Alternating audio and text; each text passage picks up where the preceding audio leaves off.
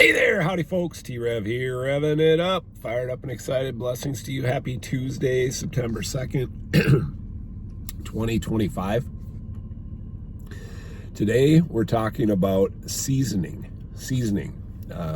Like foraging, similar, right?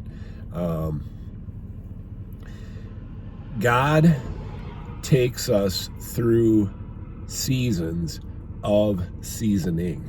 And one of the primary things that we need to do that well while we navigate the seasoning is to continue to trust. It's always or frequently similar to a wilderness time. Some people use the mountaintop and valley analogies for things. Well, things don't grow on the mountaintop, things grow in the valley, and that's when we become seasoned. You can tell somebody that follows the Christ if they have a seasoning or were willing to go through a seasoning, because really a lot of people opt out or choose to not go all the way through the seasoning, and God uses that seasoning we're the salt of the earth, right?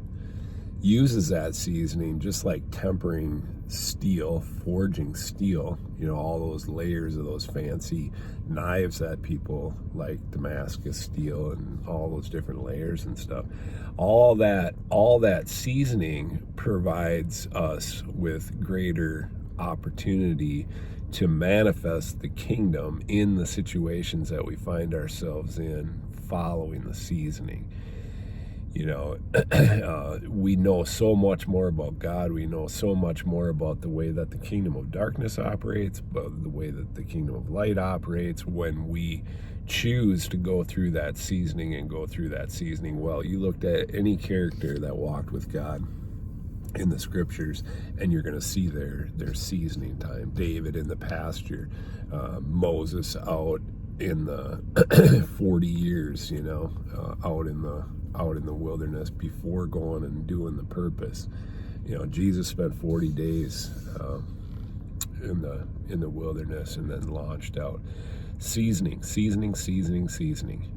Don't take it as bad or correction or any of that stuff. There's purpose in it. If you're going through a season of seasoning, it's for God's glory. God bless.